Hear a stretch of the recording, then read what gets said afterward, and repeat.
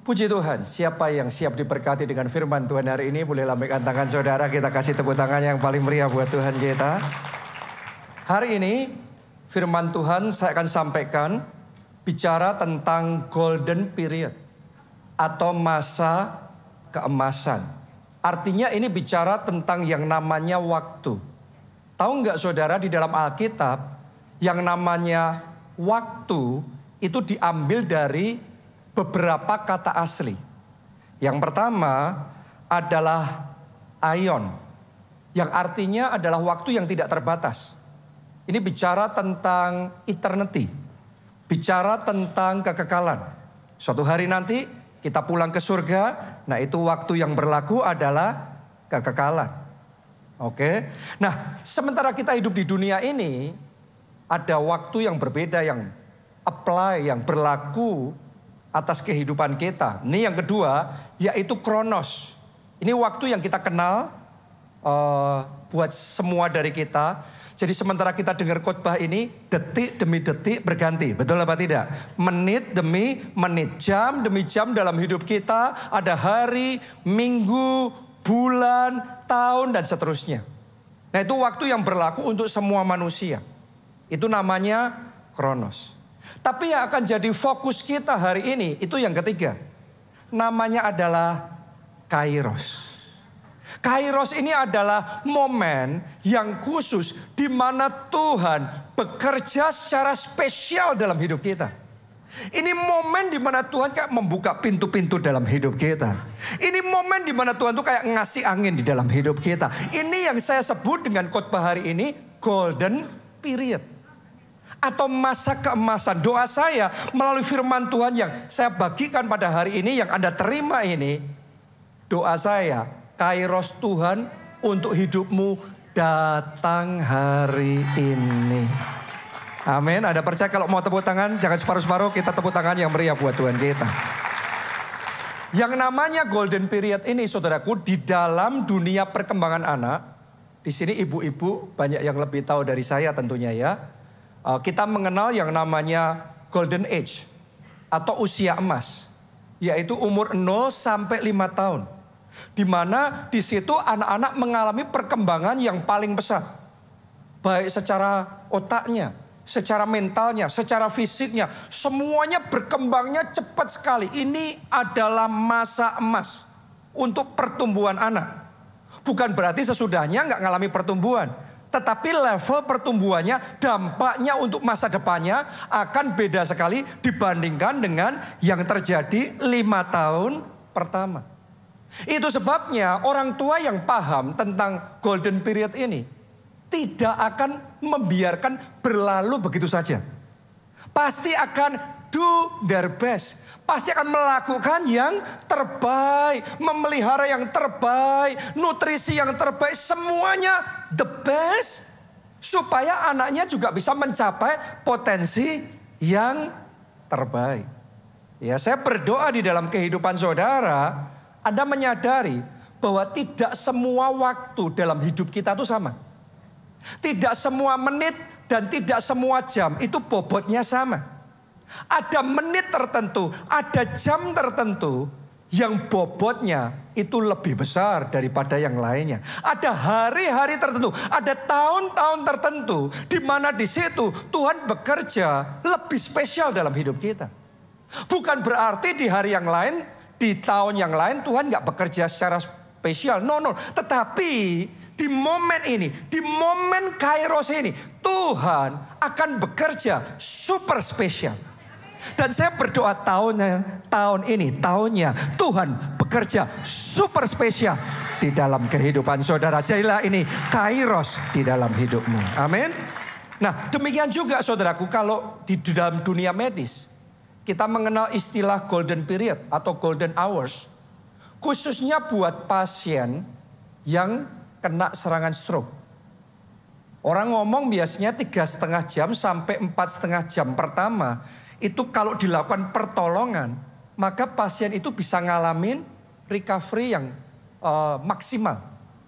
Akan tetapi kalau lewat dari periode emas ini, sudah lewat waktunya baru 7 jam atau baru sekian jam, Kemudian dilakukan pertolongannya persis sama. Tindakan medisnya persis sama. Tapi efeknya akan berbeda. Ya, jadi hanya sama. Tindakannya sama. Tetapi di luar momen emas ini efeknya akan berbeda. Nah itu sebabnya saya berdoa hari ini, sementara kita mendengarkan firman Tuhan ini, Roh Kudus memberikan kepekaan kepada setiap pribadi di tempat ini untuk ngerti momennya ketika Tuhan sedang ngasih angin sama saudara, ketika Tuhan sedang ngasih kairos di dalam hidup saudara. Anda tangkap itu, Anda melangkah dan Anda mengalami kemuliaan Tuhan nyata dalam hidup saudara. Oke? Nah sekarang saya akan mulai ya. Yang pertama, sadari dulu bahwa golden period atau kairos biasanya tidak datang setiap saat. Jadi ada momen-momen spesial yang dipilih oleh Tuhan, yang diurapi Tuhan untuk mengerjakan sesuatu yang khusus dalam kehidupan kita. Makanya dalam Alkitab itu banyak yang dicatat adalah momen kairos. Ya, tidak semua dalam kisah hidupnya Daud dicatat, tidak semua dalam kisah hidupnya Samuel dicatat. Tapi ada momen-momen yang spesial yang memang itu dicatat. Karena itu memang Tuhan sedang bekerja. Mari kita baca terlebih dahulu. Yohanes 9 ayatnya yang keempat. Kali ini kita melihat kehidupan Tuhan kita Yesus Kristus terlebih dahulu. Waktu dia datang ke dunia jadi manusia. Dia ngomong begini. Kita harus mengerjakan pekerjaan Dia yang mengutus aku selama masih apa? Siang. Tuhan bicara tentang waktu ini lagi masih siang, selagi siang, selagi terang, selagi ada kesempatan. Kenapa Tuhan ngomong begitu? Karena lihat, lanjutkan pembacaan kita, akan datang malam di mana tidak ada seorang pun yang dapat bekerja. Nah Anda harus tahu Tuhan Yesus ini punya kepekaan yang luar biasa. Waktu dia datang ke dunia jadi manusia, dia tahu momennya golden period untuk dia bisa berkarya itu kapan. Dan dalam hidupnya di muka bumi ini kira-kira umurnya waktu itu 33 tahun. Usianya Tuhan Yesus. Ya ketika disalibkan, mati dan kemudian bangkit buat saudara dan saya. Golden period yang Allah kasih dalam hidupnya waktu dia ada di dalam dunia ini adalah 3,5 tahun pelayanannya di muka bumi ini. Waktu dia umur sekitar 30 tahun dia mulai melayani. Itu adalah momen yang Yesus sebut siang. Ini lagi siang, ini opportunity, ini kesempatan untuk bekerja. Karena itu selagi masih ada kesempatan, ayo kita bekerja. Tuhan tahu tidak selamanya siang. Yesus ngomong akan datang malam. Di mana dia maupun tidak bisa lagi. Karena sudah selesai waktunya. Di kayu salib dia ngomong sudah selesai. Itu malam saudaraku. Jadi selagi masih ada kesempatan. Selagi pintu terbuka. Dia optimalkan. Dia maksimalkan. Saya berdoa sekali lagi dalam nama Yesus, Roh Kudus mencelikkan mata rohani kita untuk kita bisa mengerti golden times yang Tuhan kasih dalam hidup kita, untuk kita bisa menangkap kairos yang Tuhan kirimkan. Dan kairos itu nggak terlewat. Kairos itu Anda bisa maksimalkan. Di momen kairos Tuhan, berkaryalah, bekerjalah semaksimal mungkin. Karena tidak setiap saat momennya seperti itu. Yesus mengakui ada momen kairos yang spesial yang Allah berikan di dalam kehidupannya. Sekarang kita baca berikutnya Kisah Para Rasul 28 ayat 30 sampai 31. Mari kita lihat yang dikatakan Rasul Paulus. Tentang Rasul Paulus ya. Dan Paulus tinggal berapa lama itu waktunya? 2 tahun penuh. Jadi ini kairos yang Allah kasih.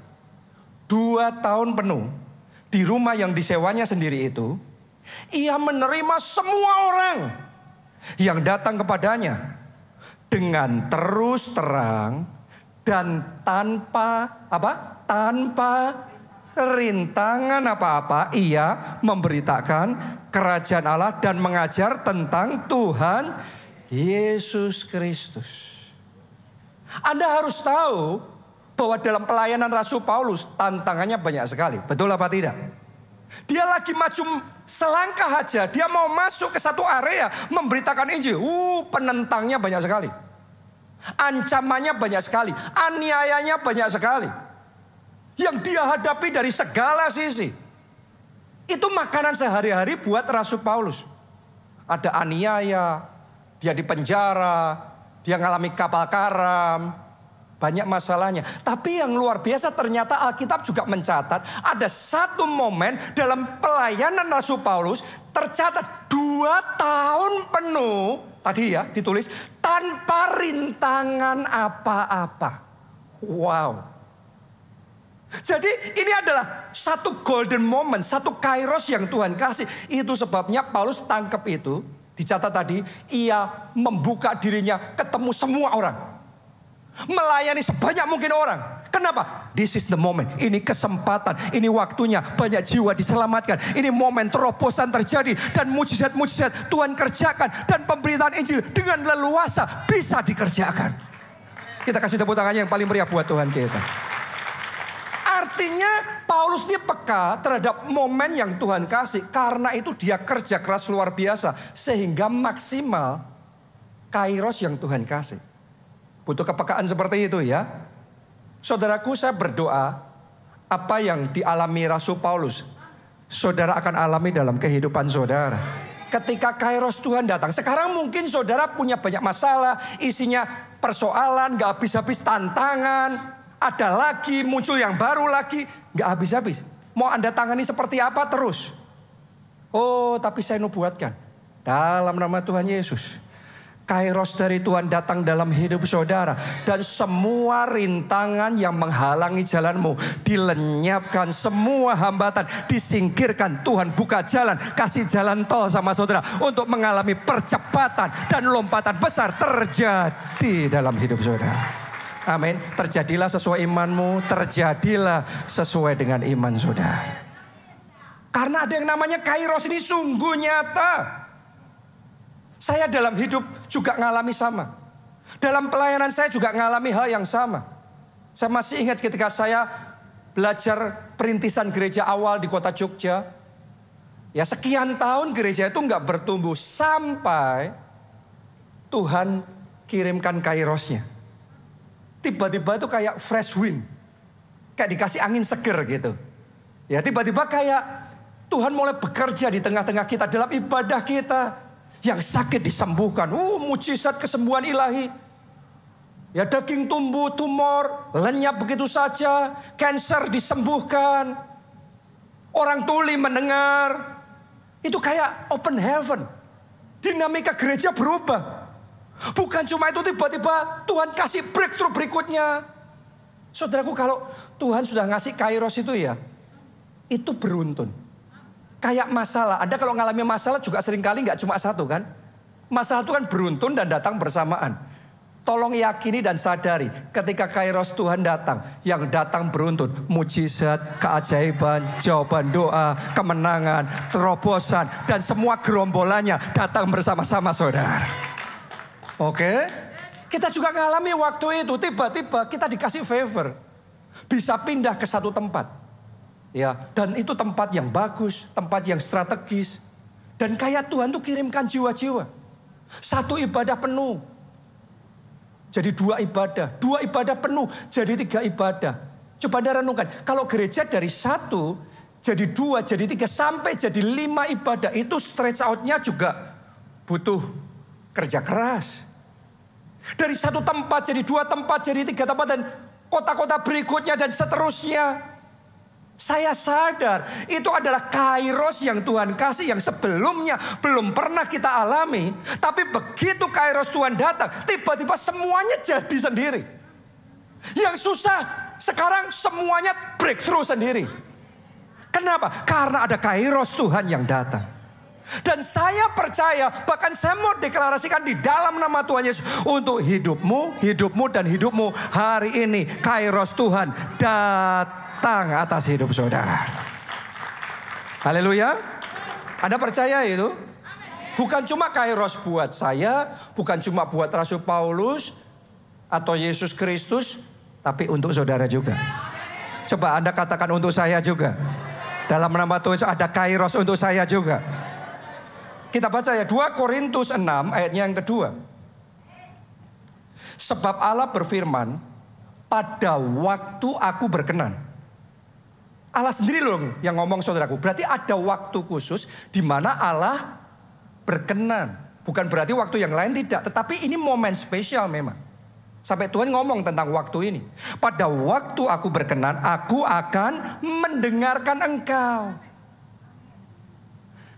Pada hari aku menyelamatkan. Setiap hari Allah bisa menyelamatkan. Tapi ada hari khusus di mana Allah memang berniat untuk melakukan sesuatu yang istimewa.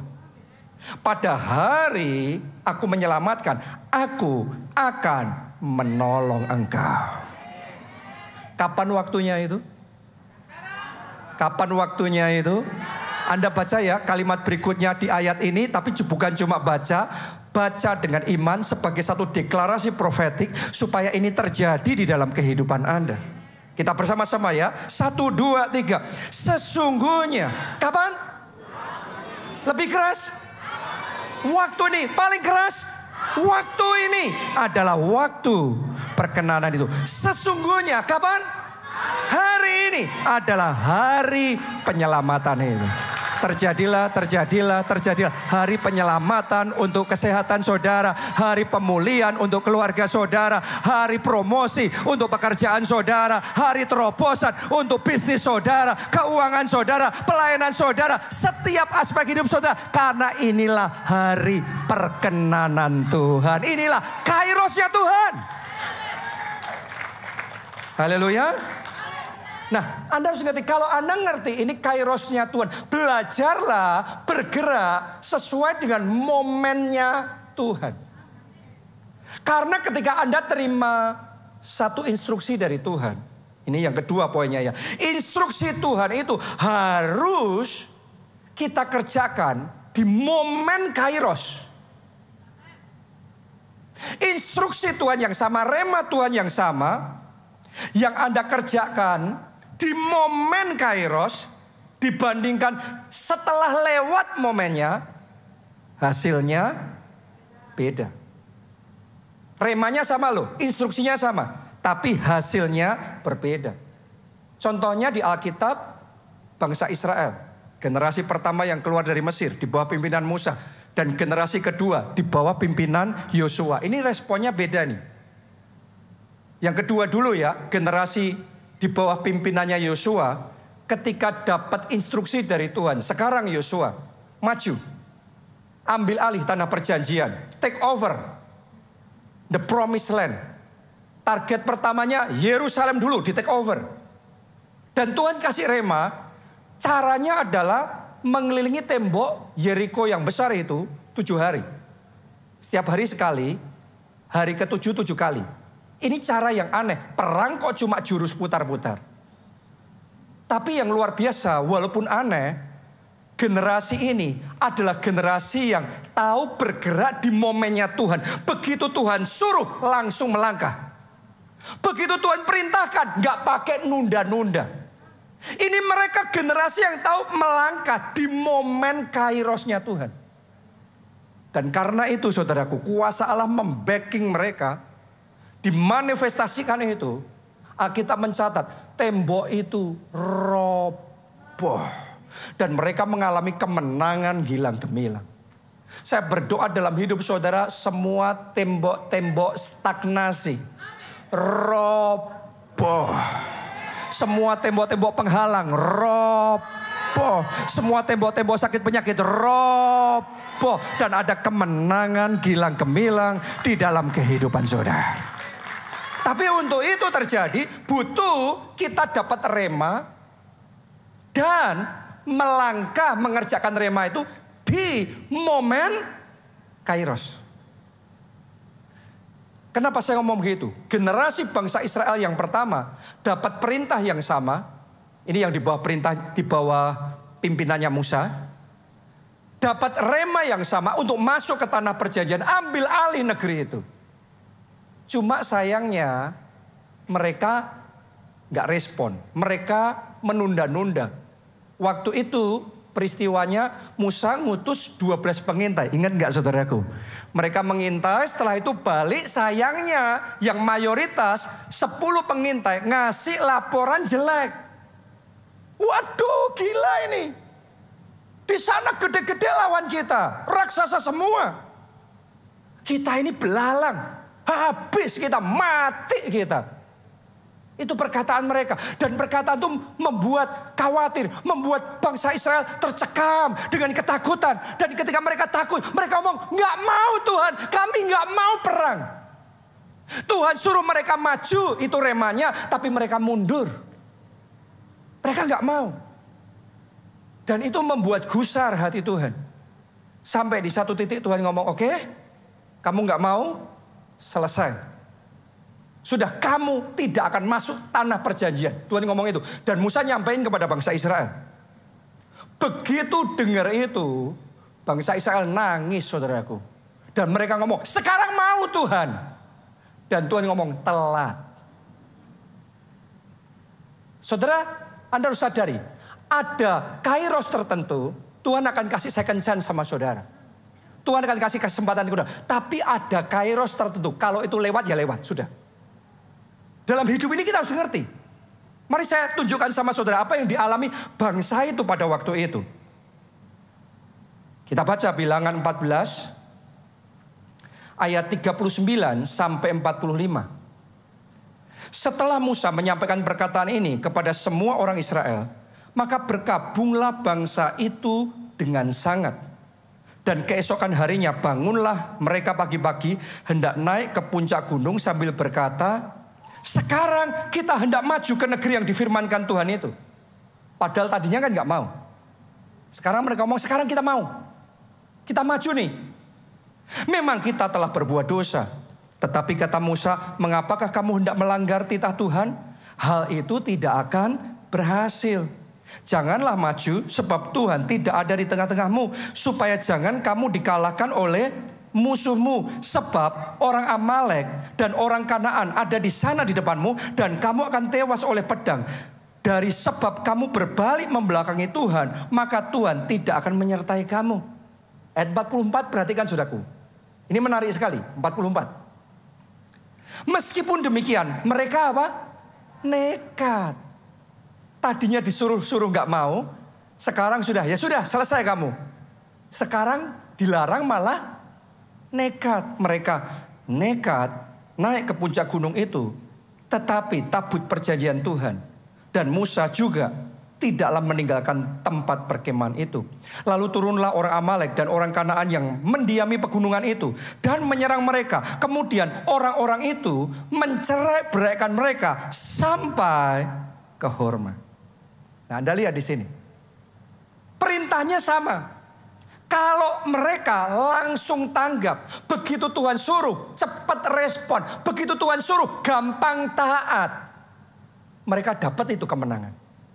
Mereka melewatkan kairos itu gara-gara suka menunda-nunda, suka mempertanyakan instruksi Tuhan. Saya mau ngomong sama saudara. Ada sebagian orang gak sadar selalu melewatkan porsi yang Tuhan sudah sediakan dalam hidupnya. Gara-gara taat tapi kelamaan. Menunda. Seperti bangsa Israel ini. Akhirnya kelewat. Gara-gara kelewat ini Anda harus tahu loh. Satu generasi binasa di padang gurun. Mereka gak bisa masuk ke tanah perjanjian. Baru nunggu satu generasi lagi. Baru bisa generasi Yosua tadi. Coba Anda renungkan itu. Kadang-kadang ada satu momen kalau Anda lewatkan kairos yang Tuhan kasih, Anda harus nunggu 10 tahun. Ada yang harus nunggu sampai 20 tahun. Jadi kita ini harus belajar bergeraknya sama Roh Kudus. Bukan cuma taat meresponi, tapi meresponi di momen kairos. Itu yang menentukan kuasa Tuhan bekerja menyertai kita. Dan itu yang menjamin kemenangan kita alami. Saya berdoa mulai hari ini Tidak ada satupun kairos Tuhan yang terlewat dari saudara. Saya berdoa semua yang Tuhan sudah sediakan, semuanya tergenapi dan terjadi. Bisa Anda alami dalam hidup saudara. Karena Anda cepat taat, gampang taat, langsung respon. Saya masih ingat sekali ketika 2020 pandemi lagi genting-gentingnya. Tapi Tuhan bicara di hati saya, lanjutin proyek pembangunan gereja kita di PIK, Haleluya Center itu. Itu momen yang secara manusia nggak masuk akal, karena semuanya suruh berhemat. Tapi Tuhan suruh lanjutin proyek itu. Saya bersyukur Tuhan kasih anugerah untuk taat. Dan kita taat, kita dapat harga mujizat. Karena keadaan lagi kacau seperti itu, justru kita dapat harga mujizat. Kita dapat harga itu saudaraku, karena itu proyek yang sama sebelum pandemi pernah ditenderin. Terus setelah pandemi ditenderin lagi. Kita dapat harganya itu cuma separuh harga dari sebelumnya. Coba Anda renungkan itu. Seandainya waktu itu kita menunda-nunda. Waduh masih genting nih. Nunggu nanti keadaan baik dulu. Mikirnya cara manusia. 2020 belum kondusif. 2021 belum kondusif. Baru 2022 mulai kondusif. Anda tahu nggak? Kalau kita nunggu di 2022 baru kondusif kita mulai, inflasinya gila sekali. Kontraktor yang sama dapat proyek yang mirip di tempat yang lain, harganya 300%. Kalau kita mengerjakan proyek yang sama, membangun Haleluya Center yang sama, tapi menunda-nunda, harganya mahal sekali. Tapi ketika kita jalan ngikuti Tuhan, kita mendapatkan angin yang daripada Tuhan. Kita mendapatkan jalan tol ya. Kita mengalami percepatan yang dari Tuhan. Kiranya percepatan seperti itu Anda juga alami. Dan terjadilah itu dalam kehidupan saudara. Tepuk tangannya. Pula yang paling meriah buat Tuhan kita. Amin. Itu sebabnya doa sama Tuhan. Tuhan beri aku kepekaan. Untuk ngerti kairosmu. Sehingga gak ketinggalan. Kairos Tuhan. Kalau Tuhan suruh saudara melakukan sesuatu, jangan tunda-tunda. Segera melangkah. Tuhan bicara baptis air, ngapain saudara sudah ikut Yesus 7 tahun belum dibaptis air? Saya dorong saudara, cepat melangkah. Biasain kalau sama Tuhan tuh jangan nunda, Anda rugi. Kalau Tuhan gerakkan di hatimu untuk maju melayani Tuhan, langsung pelayanan. Ikut berusaha terlibat dalam pelayanan. Tahu nggak saudaraku, Tuhan itu ngukur responnya kita itu dari hal-hal yang simpel kayak gitu. Kalau Tuhan yang nyuruh, itu artinya kairos dari Tuhan. Walaupun buat kita kok berat kayak tadi, buat bangsa Israel disuruh puter-puter kok aneh. Tapi kalau Tuhan yang suruh, Tuhan tuh gerakin di hati. Kita ngeresponi, Anda akan melihat kuasa Tuhan. Anda akan melihat kemuliaan Tuhan dinyatakan dalam hidup saudara. Itu beda sama kalau tanpa gerakan Tuhan kita jalan sendiri. Tapi kalau Tuhan yang menggerakkan dan kita melangkah, dua-duanya nyambung. Dan kalau udah nyambung, kabel tuh kalau nyambung, lampunya nyala. Benar nggak? Kalau kita sama Tuhan nyambung, sesuatu pasti terjadi. Karena itu jangan menunda-nunda. Rema apapun yang Tuhan suruh, taat. Simply obey. Hati yang taat itu yang akan memastikan kita tidak melewatkan kairos Tuhan. Kita berjalan sesuai dengan ketepatan yang dari Tuhan. Dan kita mengalami kemuliaan Tuhan itu benar-benar real. Kita alami dalam kehidupan kita. Seringkali kita gak ngalami apa-apa. Bukan karena gak ada kairos Tuhan. Tapi seringkali kitanya yang gak cepat respon ketika kairos itu datang. Oh, hari ini saudaraku, doa sama Tuhan, beri aku kepekaan Tuhan, supaya aku mulai sekarang simply obey. Dan jangan sampai melakukan kesalahan di momen kairos. Karena di momen kairos ini saudaraku, itu kayak ujian. Ujian itu beda sama kalau di sekolah tes biasa. Murid-murid selalu akan ada tes ya. Tapi ada momen final. ujiannya. Nah, ujiannya ini bobotnya akan dihitung lebih besar. Anda dapat bagus yang di situ, pengaruhnya jauh lebih banyak daripada tes biasa. Betul apa tidak? Tapi kalau Anda gagal di situ, dampaknya juga lebih parah. Saya mau ngomong begini sama saudara, ada kairos tertentu yang kalau Anda lewatkan ya cuma terlewat. Anda paling kehilangan kesempatan. Tapi ada kairos tertentu. Kalau saudara salah respon, bukan cuma kehilangan kesempatan, tapi fatal akibatnya. Contohnya ya di Alkitab, Anda masih ingat gak? Pada zaman Nabi Elisa, terjadi satu kelaparan yang sangat hebat sekali.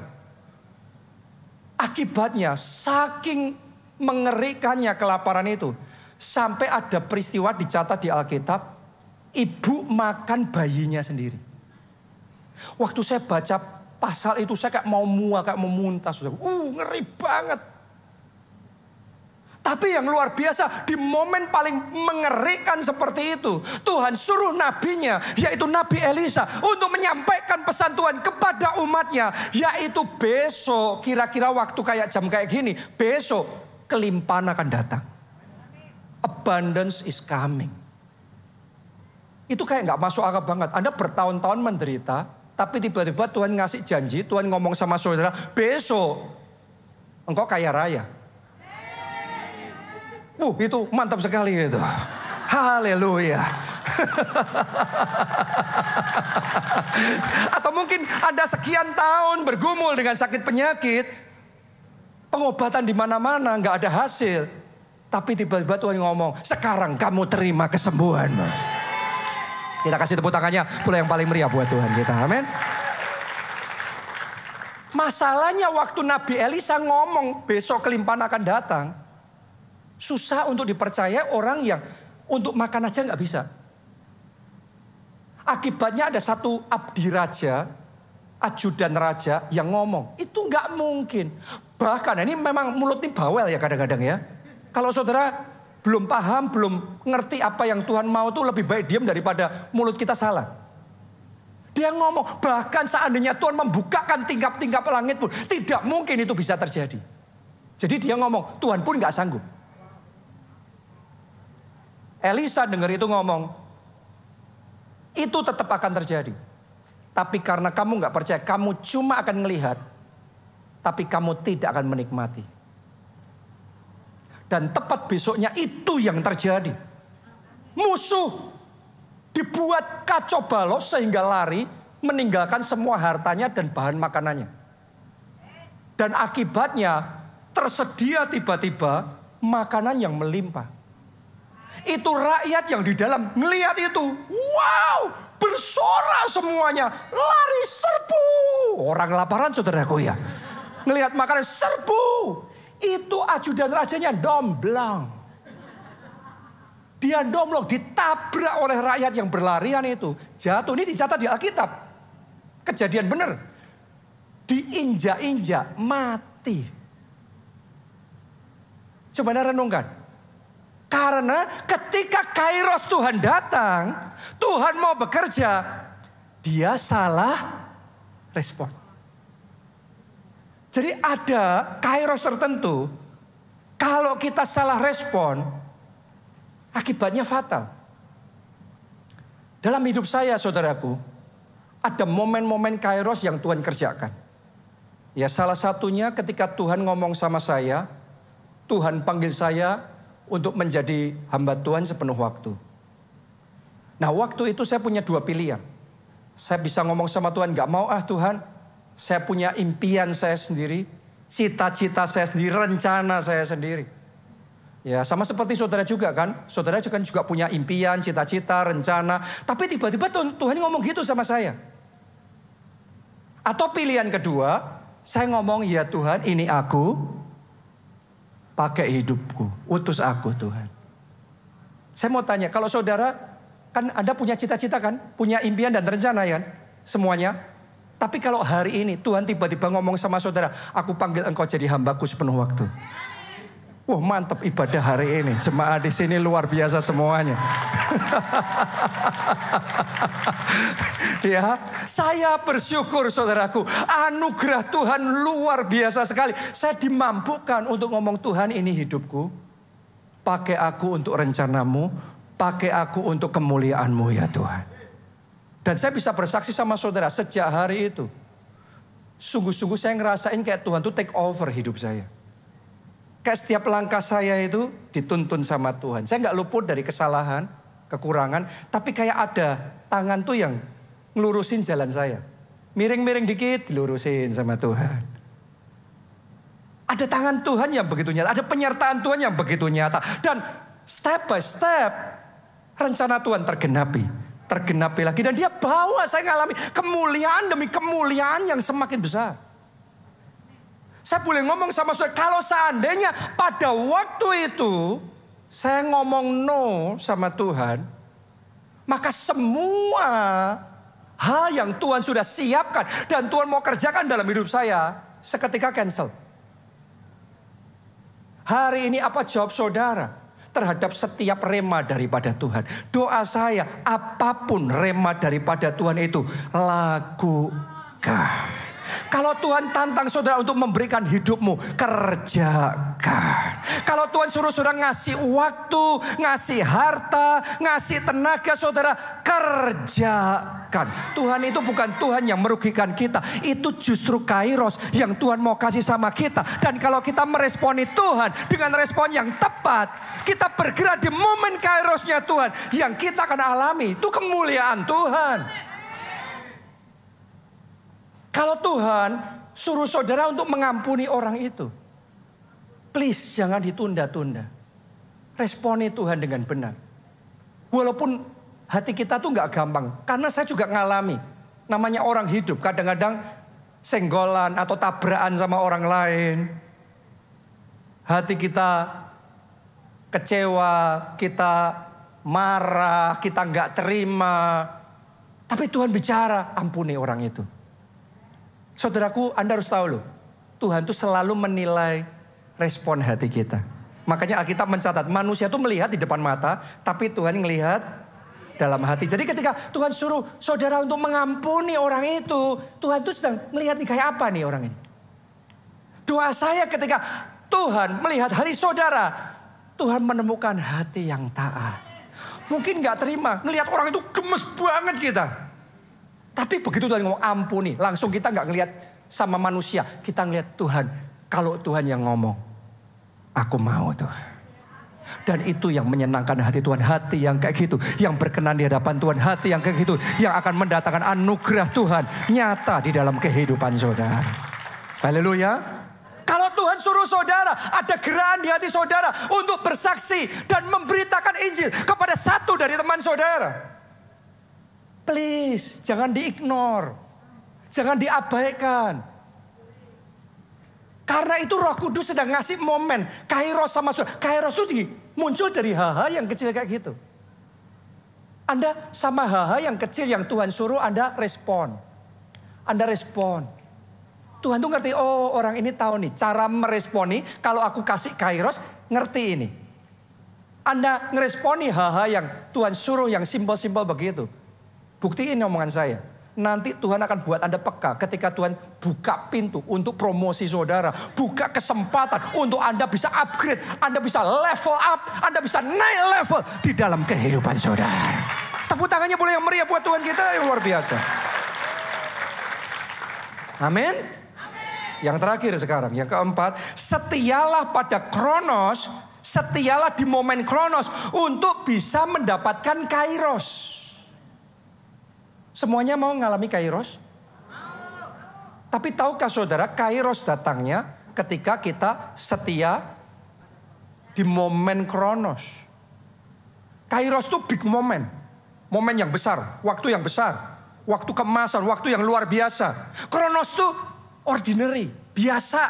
Momen yang biasa. Tapi Alkitab ngomong, barang siapa setia perkara kecil, ia dipercaya perkara yang besar. Anda setia dengan momen yang kecil, momen yang biasa, Tuhan akan kasih momen yang luar biasa, kairos di dalam kehidupan saudara. Tadi kita sudah belajar, Tuhan Yesus tuh usianya waktu jadi manusia di muka bumi, berapa tahun? Sekitar 33 tahun. Terus tadi kita sudah belajar, momen kairosnya berapa tahun? Sekitar 3,5 tahun. Berarti sekitar 30 tahun. Itu biasa. Coba Anda renungin, ini Tuhan Yesus loh. Dia juga harus melalui kronos seperti Anda dan saya. Tapi Anda harus tahu, 30 tahun awal dalam kehidupannya Tuhan Yesus, itu persiapan, itu tes untuk menuju kairos. Kalau di momen kronos yang biasa ini, dia bersantai-santai. Dia tidak memperlengkapi dirinya, mempersiapkan dirinya dengan maksimal. Maka ketika kairos itu datang pun, dia nggak bisa apa-apa. Tuhan buka kesempatan untuk dia memberitakan Injil. Injil apa yang diberitakan? Nggak pernah baca Alkitab, nggak ngerti kebenaran firman Tuhan, ngomong apa? Dia disuruh melayani. Melayani gimana? No anointing, nggak ada urapan. Dia sendiri nggak punya kedalaman hubungan sama Tuhan. Justru di momen kronos ketika nobody see, nggak ada yang lihat, nggak ada yang memuji, nggak ada yang tahu. Di situ dia bertekun, di situ dia persiapkan dirinya, di situ dia asah pengetahuannya, skillnya, keterampilannya. 30 tahun, no miracle yet. Tidak ada mujizat, tapi dia tetap setia melakukan yang terbaik. Begitu kairos itu tiba, sekarang dia ready. Begitu kairos itu datang, dia melayani dengan full capacity, full of the wisdom of God, penuh hikmat, penuh kuasa, penuh urapan. Pelayanannya powerful, dampaknya masif, momen kairosnya maksimal. Banyak orang sudah ngalami kairos, tapi karena di kronosnya nggak setia, lewat juga. Hari ini saya mau tanya sama saudara, ketika engkau sudah berusaha, ketika engkau sudah berdoa, tapi belum ada jawaban doa, ketika sudah melayani, tapi belum ada mujizat, apa yang Anda lakukan? Yesus itu 30 tahun loh. Yesus 30 tahun no miracles. Tapi begitu kairos datang, everyday miracles. Hidup kita tuh bisa kayak gitu. Yang tadinya sekian tahun, puluhan tahun, nothing. Anda berjuang kayak gimana, nothing. Tuhan itu sekali gebrak dalam hidupmu, itu bisa kayak tiba-tiba buat engkau lompatan, melejit begitu saja, tiba-tiba mengalami kemuliaan yang tidak bahkan terbayangkan buat saudara. Be faithful, setia di momen kronos saudara. Daud juga sama. Tahukah saudara, Daud itu kairosnya muncul ketika apa? Goliat datang. Musuh besar ini datang. Tapi Tuhan kasih itu sebagai momen kairos buat Daud. Tuhan menyertai Daud. Dan dia bisa mengalahkan Goliat.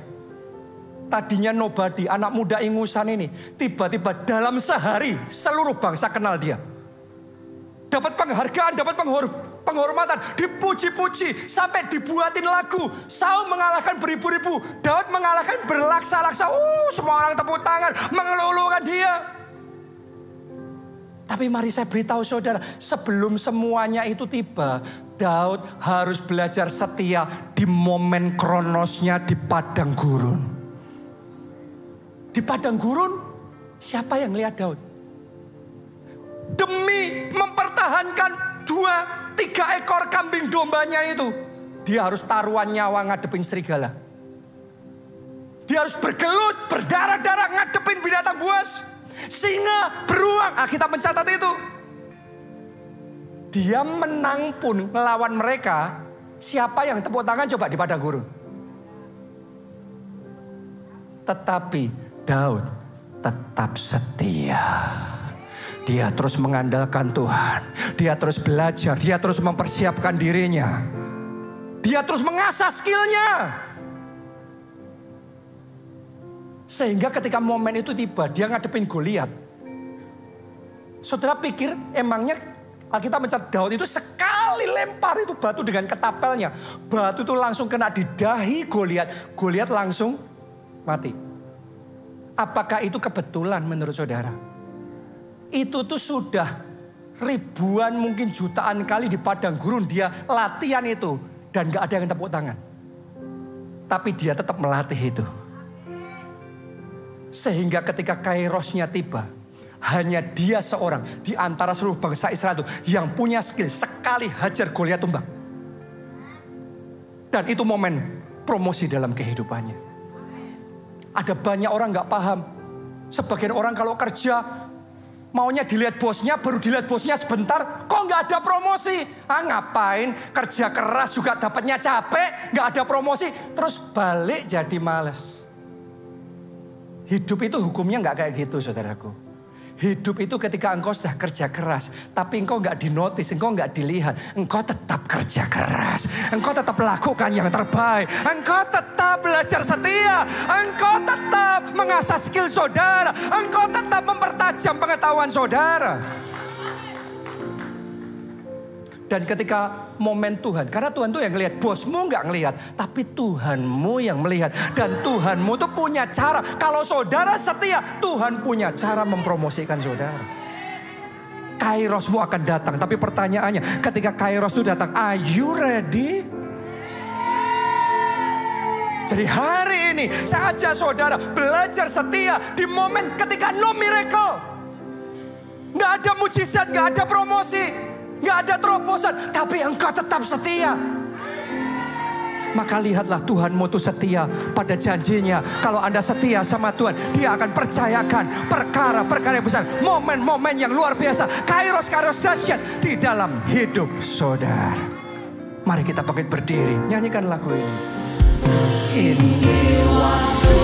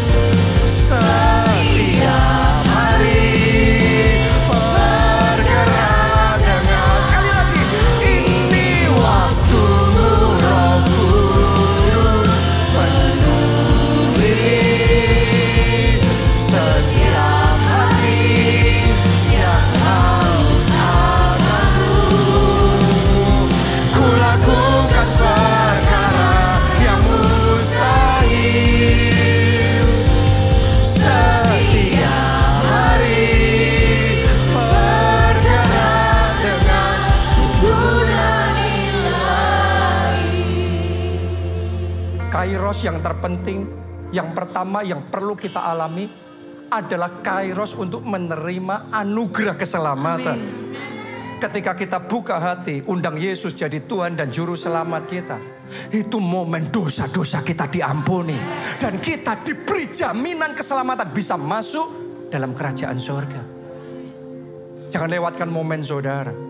Saya mau ajak saudara semua, pastikan jangan sampai melewatkan surga. Hati-hati loh, di akhir zaman Tuhan sudah ngomong, ada banyak orang berseru Tuhan, Tuhan, tapi ditolak, gak masuk.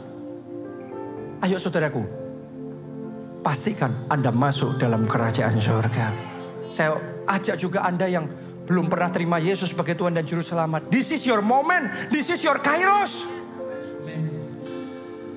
Maka engkau akan menerimakan anugerah keselamatan itu. Angkat dua tangan saudara, ikuti doa ini dan katakan, Tuhan Yesus, masuklah dalam hatiku, jadilah Tuhan dan Juru Selamatku. Ampuni dosa-dosaku, selamatkan aku ya Tuhan.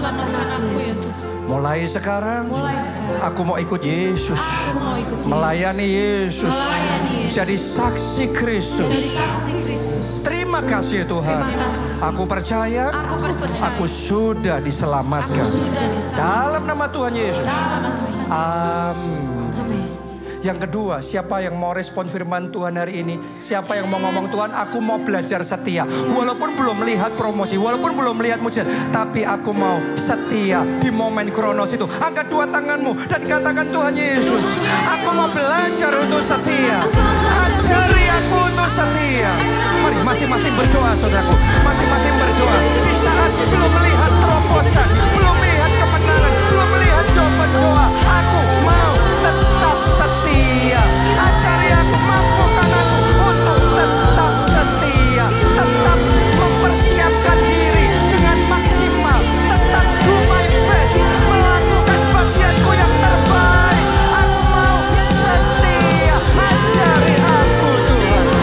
Ajari aku ya Tuhan. Ajari kami ya Tuhan. Kami mau belajar setia. Terima kasih Tuhan. Terima kasih. Terima kasih Tuhan. Terima kasih Tuhan. Yang terakhir saya mau ajak saudara untuk doa sama Tuhan. Tuhan, aku juga mau kairos itu. Siapa di antara saudara yang merasa Anda butuh kairos dari Tuhan itu? Kalau Anda orangnya, mari angkat dua tangan saudara. Dengan segenap hati katakan, ya Tuhan,